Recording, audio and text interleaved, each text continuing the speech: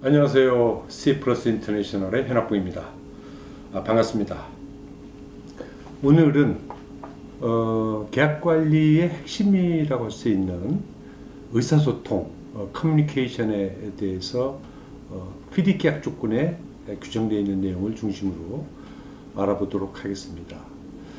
우리가 이제 계약을 하는 것은 자기의 목적을 달성하기 위해서 하는 거죠. 그러니까 발주자는 자기가 원하는 품질의 목적물을 갖기 위해서 가능하다면 자기가 생각하고 있는 예산 그리고 자기가 생각하고 있는 기간 내에 이제 가지려고 하는 것이고, 시공자는 뭐 돈이죠. 뭐 누가 뭐라 그래도 물론 이제 다른 목적으로 얘기하는 어떤 그러한 조직이나 사람들이 있을 수 있겠지만, 예를 들면 명예를 내가 위해서 한다, 또 뭐 자선 사업을 위해서 한다, 또 실적을 위해서 한다 등등 있겠지만, 기본적으로는 그런 특별한 경우를 제외하고는 이제 돈입니다. 돈을 목적으로 하죠. 그런데 그 당사자, 계약의 당사자가 자기가 원하는 목적을 달성하기 위해서는 뭐 표현을 해야 되잖아요. 그 표현이 바로 이제 커뮤니케이션입니다. 그러니까 이 의사소통이라고 하는 것은 계약의 목적을 이루기 위한 핵심적인 수단이다. 그렇기 때문에 의사소통은 굉장히 중요하죠. 그 중에서 이제 가장 많이 쓰이는 의사소통 방법이 레터, 편지 쓰는 겁니다. 그러니까 편지를 함부로 쓰게 되면, 또 잘못 쓰게 되면, 계약적으로 맞지 아니한 이야기를 쓰게 되면 자기가 이루려고 하는 그 목적을 달성하지 못할 수도 있다. 그래서 일단 커뮤니케이션이라고 하는 것이 계약 관리의 시작이고 핵심이다, 이렇게 이해를 하시면 되겠습니다. 자, 그러면 이제 FDIC은 어떻게 그 커뮤니케이션을 규정하고 있느냐, 여기에 대해서 알아볼 건데요. 일단 지금 들고 나온 것이, 이것이 이제 99년판 FDIC이고요. 99년판 이렇게 생겼습니다. 그 다음에 2017년에 개정을 했거든요, FDIC. 그래서 이제 2017년판은 이렇게 이제 디자인이 좀 바뀌었습니다. FDIC은 이제 색깔별로 계약적으로 구분하고 있고, 지금 이거 보여드린 거는 빨갛죠. 그래서 이걸 레드북이라고 하고, 이전 동영상을 통해서 말씀드렸듯이 레드북은 설계 책임이 발주자에게 있는 경우에 적용되는 계약 조건이다, 이렇게 말씀드렸습니다. 혹시 모르시는 분들은 이전 동영상을 참고해 보시면 되겠고요.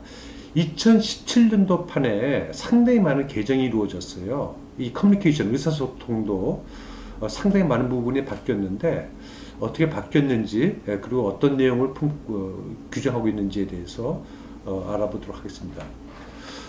일단 의사소통은 이제 언어가 필요하잖아요. 그래서 이제 언어를 이제 규정을 해야 되는데, 통상 뭐 FDIC 계약 조건을 포함해서 그 계약은 두 가지의 언어를 규정합니다. 하나는 룰링 랭귀지, 이제 계약 언어라고 하는데, 계약을 해석하는데 기준이 되는, 중심이 되는 그런 언어, 이것을 영어로는 이제 룰링 랭귀지라고 하고, 우리 한글로는 이제 계약 언어, 이렇게 번역을 하고 있습니다. 굉장히 중요한 거죠. 그래서 계약 해석을 할 때 어떠한 언어로 할 것인지, 특히나 계약 문서가 여러 가지 언어로 섞여져 있을 때 굉장히 중요합니다. 어떠한 언어로 계약을 해석할 것인지 굉장히 중요한 거기 때문에 여기에 대한 것들에 대한 이해를 해야 되겠고요. 그 다음에 그 룰링 랭귀지 말고 의사소통, 이제 오늘 얘기하려고 하는 의사소통을 위한 언어가 이제 별도로 이제 규정을 할 수 있습니다. 의사소통을 위한 언어는 의사소통이니까 그야말로 계약을 해석하는 언어 이외의 모든 계약적 행위는 좀 의사소통이잖아요. 뭐 편지를 보낸다, 뭐 노티스를 날린다, 등등, 이런 언어는 별도로 정할 수가 있어요. 그래서 의사소통을 위한 언어는 별도로 규정할 수 있다. 이렇게 여러분들이 일단 언어가 두 가지로 규정될 수 있다라고 하는 것을 이해를 하시고요. 그 중에서 이제 커뮤니케이션을 위한 거니까, 커뮤니케이션을 어떻게 하도록끔 이제 규정을 하고 있느냐, 의사소통을 위한 언어를 가지고 하는 거죠. 근데 이제 의사소통을 위한 언어하고 계약 해석을 위한 언어가 서로 다르게 되면 사실은 좀 골치 아픈 문제가 좀 발생할 수도 있습니다. 예를 들면 분쟁이 발생했을 때 중재나 소송 가야 되거든요. 그러면 의사소통을 위한 언어가 계약을 위한 언어로 이제 이게 그 번역이 되어야 될 아주 골치 아픈 문제가 좀 발생할 수도 있고 이제 그런 문제들이 있는데 어쨌든 그 언어는 두 가지가 있고 이제 오늘은 이제 의사소통에 대한 얘기를 하는 거니까 일단 의사소통의 언어를 가지고 하는 거다. 이제 그 정도만 알아두시고요. 그 의사소통은 FDIC은 1조 중에서도 1.3조항이네요. 1.3조항에 규정을 하고 있습니다. 이 내용을 이제 간단히 요약을 해드릴 텐데요. 여기 보면 의사소통은 당연히 이제 서면 문서로 하게 돼 있죠. 기본적으로 문서로 하게 돼 있습니다. 그런데 그 옛날 그 99년판에서는 그 의사소통, 특히 감독의 지시, 엔지니어의 지시와 관련해서는 그 구두로 할 수 있게끔도 열어놨었어요. 그 oral instruction, 구두 지시가 가능했다. 이랬었는데 이번 개정판에서는 아예 구두 지시를 삭제했습니다. 그러니까 구두 지시를 허용하지 않겠다고 하는 거죠. 그 이유가 있는데요. 이 개정판에서는 옛날 판과 달리 어떤 노티스를 하거나 아니면 의사소통, 노티스가 아닌 어떤 다른 의사소통을 하는 경우에 그 편지에 내가 왜 이 편지를 보내는지에 대한 계약적 근거, 예를 들면 계약 조항을 언급하도록 강제하고 있습니다. 굉장히 어렵죠. 그러니까 편지 하나 쓰더라도 내가 이 편지를 계약조 몇 조 몇 항에 의해서 쓴 거다라고 하면서 밝히지 않으면 인정하지 않겠다는 거죠. 이게 이제 계약 관리를 하시는 분들이 이제 계약 조건들에 대한 이해를 못하면 이제 편지도 못 쓰는 어떤 그런 상황이 발생할 수 있을 것 같습니다. 이제 2017년도 개정판을 본격적으로 쓰기 시작하면 그렇기 때문에 구두로 지시하는 거는 이제 허용할 수가 없잖아요. 계약적 근거를 대고 요구를 해야 되는 건데 야 이거 해 이런 식의 지시는 이제 허용할 수가 없는 어떤 그런 상황이 되어 버린 겁니다. 그래서 만약 여러분들이 이제 2017년도 판을 쓰게 되면 이제 뭐 말로 이렇게 때우는 그런 행위 가지고는 절대 계약 관리 할 수 없는 그런 상황에 처해진다는 것을 일단 염두에 두시고 지금 이 2017년도 판이 아니다 하더라도 이제는 말로 하면 안 돼요. 이제 소송이나 중재 갔을 때 절대 그것이 증거로서 용납이 안 된다는 것을 아시고 모든 행위는 모든 계약적 행위는 우리 지금 얘기하는 의사소통은 문서로 한다. 이것을 이제는 조금 우리도 그 습관화하고 몸에 익혀야 된다. 이것을 말씀을 좀 드릴 수 있고요. 그 다음에 이제 그 의사소통 편지를 쓴다고 하게 되면 이게 언제부터 효력이 발생하느냐. 이전 판에는 그 효력의 발생 시점을 규정하고 있지 않았어요. 그런데 이제 이 개정판에서는 받은 날로부터 그 문서가 효력을 발생하는 것을 이렇게 하고 있습니다.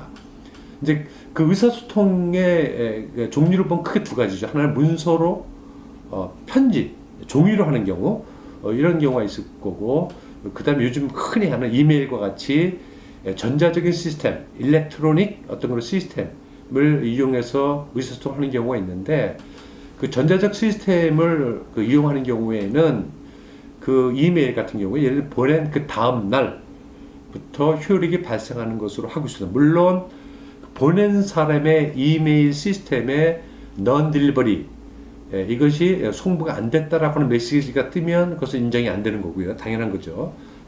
만약에 non-delivery라고 하는 노티스가 뜨지 않게 되면 보낸 그 다음 날부터 효력이 발생하는 것으로 하고 있다. 이것이 이제 신규 개정판에 새롭게 추가된 내용이라고 할 수 있을 겁니다. 그 다음에 우리가 조금 이제 요건 이제 편지 쓸 때 편지를 보내는 자도 계약적으로 이제 권한을 위임받은 자가 돼야 될 거고요. 그 다음에 이제 편지를 받는 사람, 의사소통의 상대방, 이 상대방도 계약적으로 권한을 위임받은 사람이 되어야 된다라고 하는 것은 이건 늘 명심하고 있어야 됩니다. 예를 들면 계약에는 계약 조건에는 특히 이제 피딕 같은 경우에는 발주자, employer, 그다음에 engineer, 그다음에 시공자는 contractor. 거기에다가 이제 impulse representative, 발주자 대리인 또는 engineer representative, 엔지니어의 대리인, 또 시공자의 대리인, contract representative 이렇게 이제 나눠주죠. 거기까지예요. 나머지는 전부 다 어시스턴트들이거나 정의가 되어 있지 않은 사람들이거든요. 근데 편지를 보낼 때는 그 사람들이 될 수밖에 없는 겁니다. 그러니까 권한을 위임받지 아니하는, 예를 들면 발주자의 뭐 국장이 발주자가 아니거든요. 그 사람이 와서 무엇을 약속해 준다. 절대 믿으면 안 되는 겁니다. 이거는 권한을 위임받은 발주자로 계약에 정의된 사람을 통해서 반드시 확인이 돼야 돼요.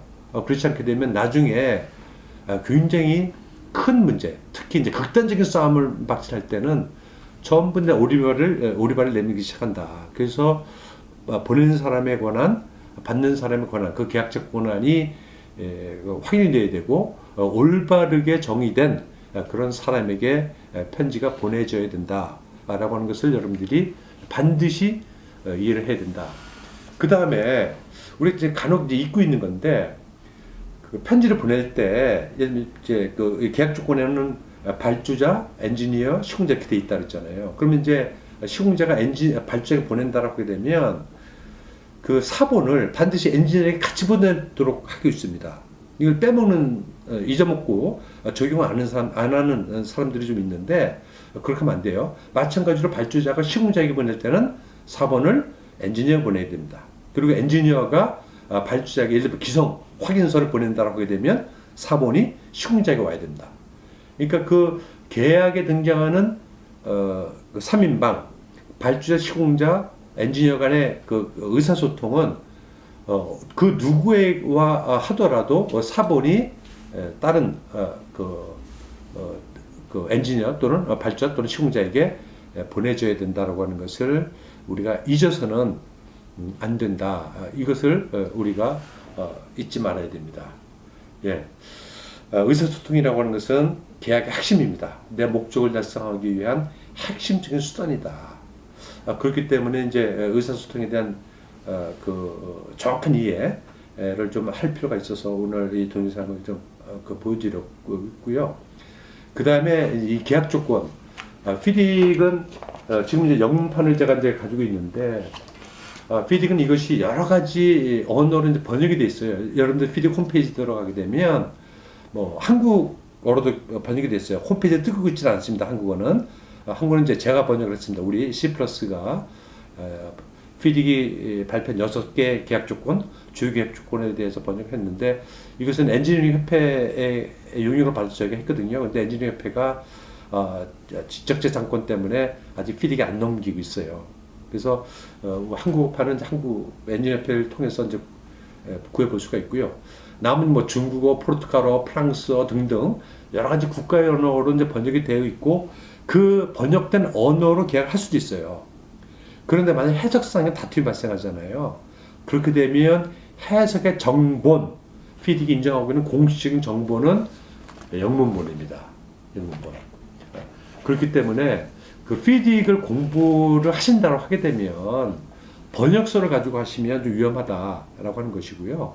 피딕을 공부할 때는 영문본을 직접 사셔서 이것을 가지고 영문 그대로 공부하는 것이 피딕을 이해하는 올바른 방법이고 지름길이다. 이렇게 말씀을 드릴 수 있겠습니다.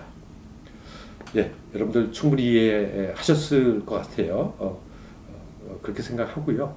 네, 오늘은 이만하겠습니다. 감사합니다.